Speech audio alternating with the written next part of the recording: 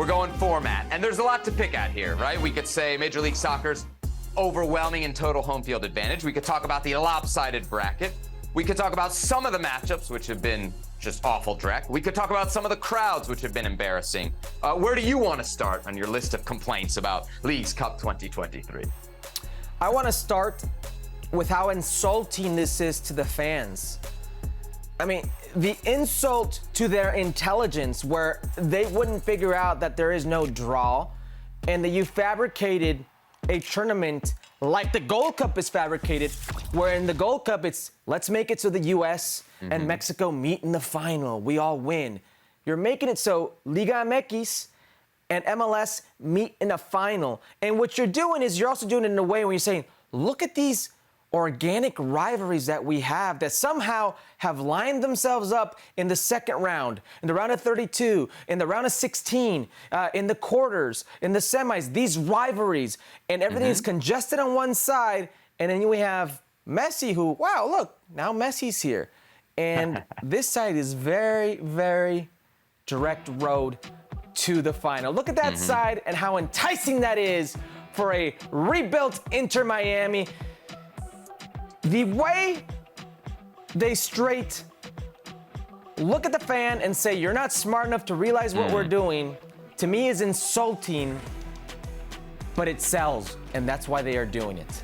Yeah, so we're looking at Inter Miami's side of the bracket. Here are the Liga MX teams that'll be there. Pachuca, Cruz Azul, Mazatlán, Atlas, Pumas, and Querétaro. The other side of the bracket, which is where you find, LAFC and FC Cincinnati, two pretty solid MLS teams. You got León, Tigres, Rayados, América, and probably Toluca. We still got some games going on. We'll see how it all shakes out. But very clearly, the power of Liga MX is concentrated on one side of the bracket, and it does open things up for somebody from MLS and quite possibly Inter Miami to go through. I got to say, Herc, I think when we get to the knockout rounds of this tournament, we're going to have some really entertaining games. We're going to have some great matchups, and you got a lot of money on the line for these teams to play for. But the group phase of this, and they love to call it a World Cup-style tournament. For me, the group phase, these three-team groups, man, you get some awful games and you get some meaningless games. We got Club America Columbus playing tonight. Both are already through. DC United and Pumas played the other night. DC United didn't start their best players because they were already through. Now, maybe you could say, well, you should play for the first spot in the group. You should play for the second spot in the group.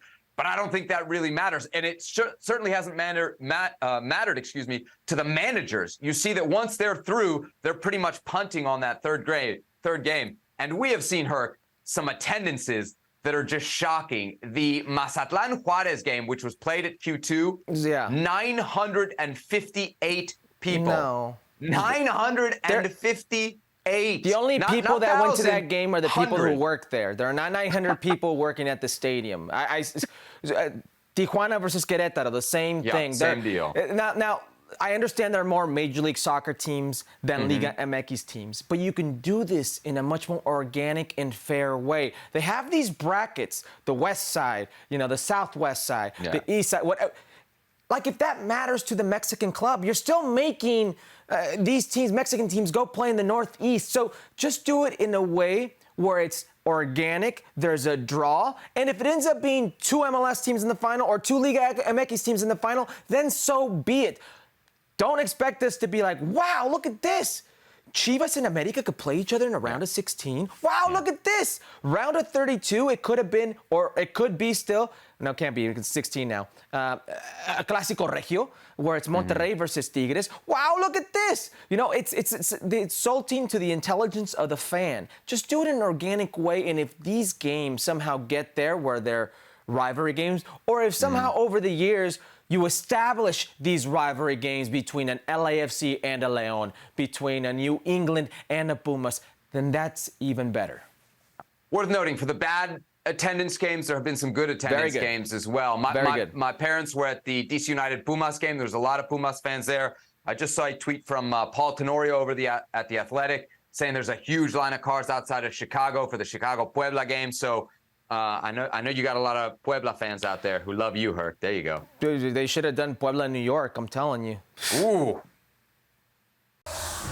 Well, thank you very much for watching ESPN on YouTube. For more sports highlights and analysis, be sure to download the ESPN app. And for live streaming, premium content, and let's not forget as well, ESPN FC 7 days a week. Subscribe to ESPN Plus.